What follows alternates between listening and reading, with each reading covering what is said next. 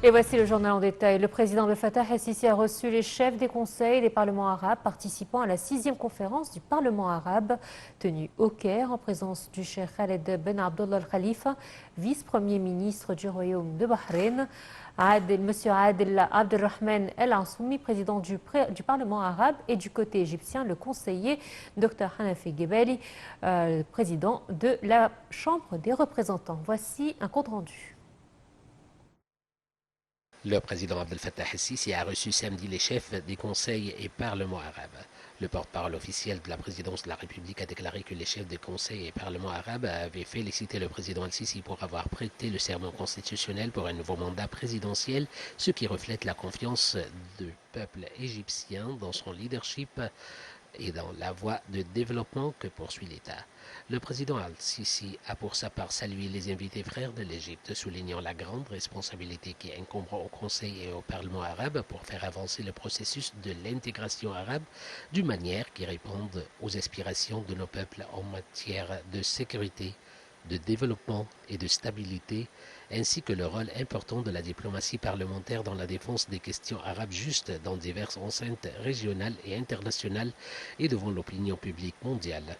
À cet égard, le président Abdel Fattah el-Sisi a salué l'engagement du Parlement arabe au cours de sa session sur l'intelligence artificielle de manière à garantir le rythme de son temps et à relever ses défis, soulignant l'engagement de l'Égypte à renforcer le travail parlementaire conjoint à tous les niveaux. Le porte-parole officiel a ajouté que l'entretien a porté sur la situation dans la région. Ils ont été également passés en revue les défis actuels qui nécessitent de travailler à l'unification des positions et à l'unité des pays arabes face aux crises régionales et de soutenir l'entité de l'État national et ses institutions afin d'assurer la sécurité, la stabilité des peuples arabes. Les derniers développements de la situation dans les territoires palestiniens ont également été discutés. Dans ce contexte, les présidents des parlements arabes soulignent le rôle central de l'Égypte dans le soutien du peuple palestinien et dans la défense de sa cause, exprimant leur profonde appréciation et leur respect pour la position historique égyptienne de rejet décisif. Ils ont salué le leadership et la gestion par l'Égypte du processus de mise en œuvre de l'aide humanitaire, ainsi que son insistance à faire avancer ce processus malgré les obstacles majeurs auxquels ses efforts sont confrontés. Le porte-parole de la présidence de la République a expliqué que le président a passé en revue à cet égard les efforts égyptiens visant à calmer la situation à Gaza et à protéger la région de l'expansion du conflit, soulignant que la plus haute priorité est d'arrêter les fusions du sang palestinien grâce à un travail intensif avec diverses parties internationales et régionales pour parvenir à un cessez-le-feu et à l'échange de détenus et à la mise en œuvre d'une aide humanitaire en quantité suffisante pour atténuer la gravité de l'aggravation de la crise humanitaire dans la bande de Gaza en soulignant la poursuite des efforts intensifs à différents niveaux, soutenir les droits du peuple palestinien, notamment son droit à son État indépendant selon les principes du 4 juin 1967 avec Jérusalem-Est pour capitale.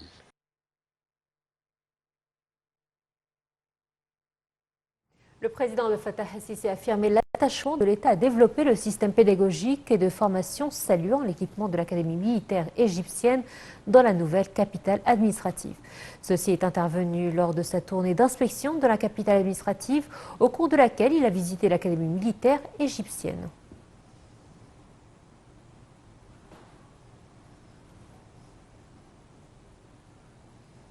Le ministre des Affaires étrangères Sameh Shoukry se rend aujourd'hui à Riyad, en Arabie Saoudite, pour participer aux travaux du Forum économique mondial. Le chef de la diplomatie doit tenir également des réunions ministérielles sur la situation dans la bande de Gaza et la cause palestinienne. Le porte-parole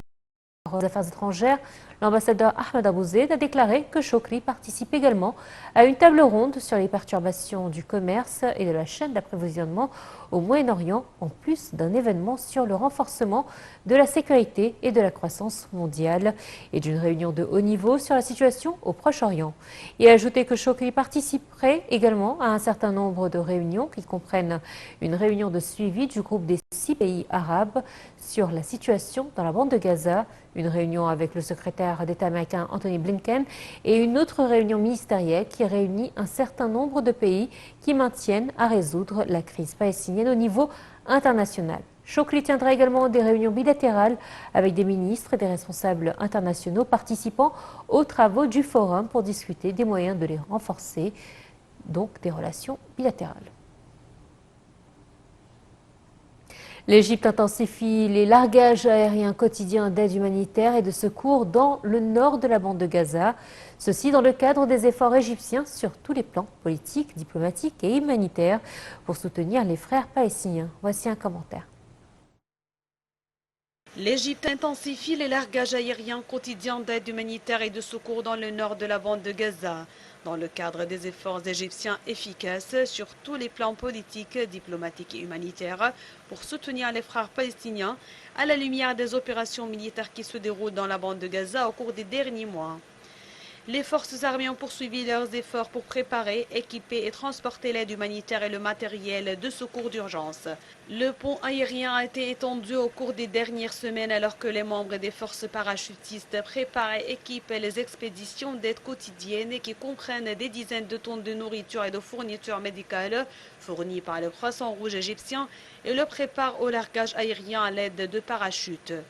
Pendant ce temps, des avions de transport militaires égyptiens effectuent leur sortie quotidienne depuis la République arabe d'Égypte et le royaume hachimite de la Jordanie pour larguer de l'aide dans les zones difficiles d'accès de la bande de Gaza, selon un système de travail précis et des calculs complexes pour assurer son arrivée vers les zones d'atterrissage prévues au nord de la bande de Gaza. Cela intervient alors que les efforts égyptiens et internationaux continuent d'assurer un acheminement adéquat et durable de l'aide via le point de passage terrestre de Rafah afin de soutenir nos frères palestiniens, de panser leurs blessures et de leur donner de l'aide à la lumière de la détérioration des conditions de vie et humanitaires à l'intérieur de la bande de Gaza.